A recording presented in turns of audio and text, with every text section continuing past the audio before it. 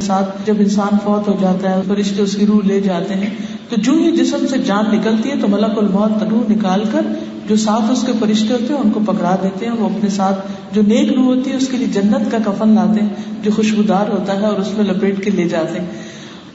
اور جو بری روح ہوتی ہے اس کے لیے ایک بوریا سے ٹاٹ سا ہوتا ہے، گندی سی چیز جس میں سے اسمیل آ رہی ہوتی ہے، اس کے اندر اس کی روح لپیٹی جاتی ہے. دونوں قسم کی روحیں اوپر ہی جاتی ہیں. جب نیک روح ہوتی ہے اس کے لیے آسمان کے دروازے کھول دیے جاتے ہیں، لیکن جو بری روح ہوتی ہے اس کے ساتھ بہت برا سلوک ہوتا ہے اور اس کو واپس پٹکایا جاتا ہے، اور یعنی کہ تکلیف کے مارے اس کا برا حال ہوتا ہے. دوسری طرف اب آپ دیکھیے کہ میت کو نہلایا جا رہا ہے، خاندان والے رشتے دار سب رو رہے ہیں اور دھو رہے ہیں اور پھر کفن پہنا رہے ہیں. یہ سارے ہمارے قیمتی سے قیمتی لباس سب اتروا دیے جاتے ہیں، ہمارے قیمتی سے قیمتی انگوٹھیاں، ہمارے زیورات، ہماری ساری چیزیں اتار کر رکھ دی جاتی ہیں، اور ہمیں دو کپڑوں میں، جیسے کہتے ہیں نا دو کپڑے یعنی کہ مختصر سے لباس میں وہ وائٹ کپڑے کے اندر لپیٹ کر رخصت کر دیا جاتا ہے. اور وہ رخصتی ایسے ہوتی ہے کہ کوئی کتنا بھی پیار کرے وہ روک نہیں سکتا، وہ پاس رکھ نہیں سکتا. بلکہ انتہائی محبت کرنے والے بھی جب خود تھک جاتے ہیں تو آہستہ آہستہ سوچنے لگتے ہیں کہ اب ہم کب دفنائیں اس کو کہ ہم آرام کر سکیں یا ہمیں بھی کوئی سکون ملے. لیکن ہم سب بھول جاتے ہیں کہ یہ دن ہم پر بھی آنے والا ہے. بہرحال قبر کھودی جاتی ہے، قبر میں میت کو رکھا جاتا ہے اور گھر والے تو دفنا کے مٹی ڈال کے آ جاتے ہیں. لیکن وہاں پر کیا ہوتا ہے، وہاں پر دو فرشتے آتے ہیں اور وہ زمین کے اندر سے مٹی چیرتے چیرتے چیرتے آ جاتے ہیں قبر کے اندر اور میت کو اٹھا کے بٹھاتے ہیں. ان دو فرشتوں کو عام طور پر جنہیں منکر نکیر کہا جاتا ہے، ان کے جو حال ہوتی ہے وہ بہت ہی خوفناک قسم کے بتایا جاتا ہے. ان کا رنگ سیاہ ہوگا، آنکھیں سرخ ہوں گی، اور آنکھیں جب وہ جھپکیں گے یعنی جیسے بلنک کرتے ہیں تو آنکھوں سے ایسے جیسے بجلی چمکتی ہے اس طرح کی چمک نکلے گی، یعنی وہ جو ایک دم سے لائٹنگ سی. اور جب وہ بات کرتے ہیں تو جیسے تھنڈر ہوتا ہے نا، جیسے گرج ہوتی ہے، گرج کے بات کرے، چیخ کے بات کرے گی اور پوچھے کہ تمہارا رب کون ہے، کون ہے تمہارا رب. تو جو رب کو پہچانتا ہوگا وہ کیا کہے گا، میرا رب اللہ ہے. پھر پوچھیں گے ماں دینوں کا، تمہارا دین کیا ہے.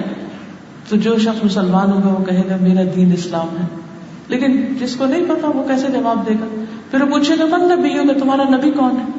پھر وہ کہے گا میرا نبی محمد صلی اللہ علیہ وسلم. اچھا پھر وہ پوچھے کہ تمہیں یہ سب باتیں کس نے بتائی. تو وہ کہے گا میں نے قرآن پڑھا، میں نے نبی صلی اللہ علیہ وسلم کی احادیث پڑھی تو ان سے مجھے یہ سب کچھ پتا چلا ہے اور میں اس میں یقین رکھتا تھا. منافق جو ہوگا یا کافر جو ہوگا جب اس سے پوچھے گا تو کہے گا ہاں لا ادری، ہاں لا ادری، لا ادری، مجھے نہیں پتا، مجھے نہیں پتا، مجھے نہیں پتا.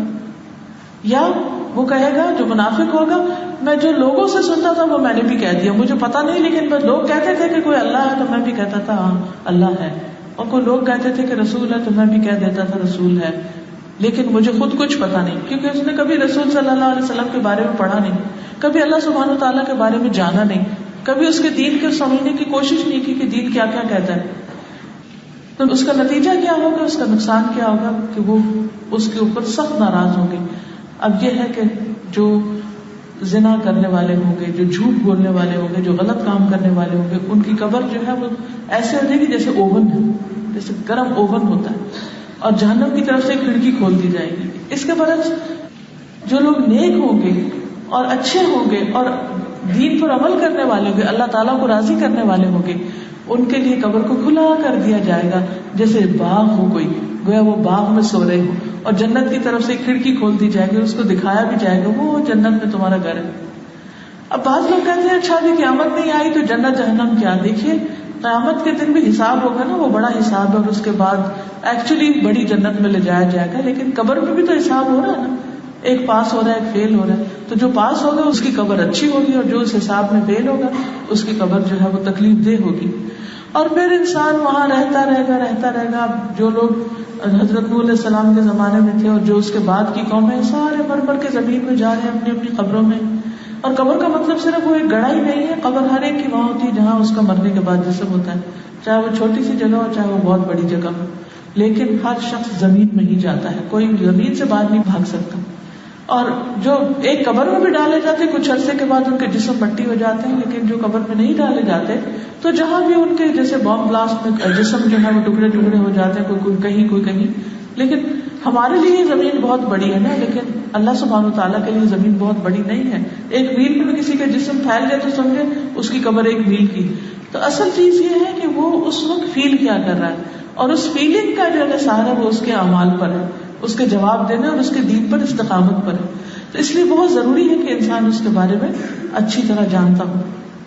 اور جو اس ٹیسٹ کو فیل کر دے گا پھر اس کے لیے حدیث میں آتا ہے کہ لوہے کا ایک گرز ہوگا جو اس کو مارا جائے گا، جس کی وجہ سے اس کی ایسی چیخیں نکلیں گی، لوہے کا ہیمر جو مارا جائے گا کہ جسے جن اور انسانوں کے سوا ساری مخلوق سن سکتی.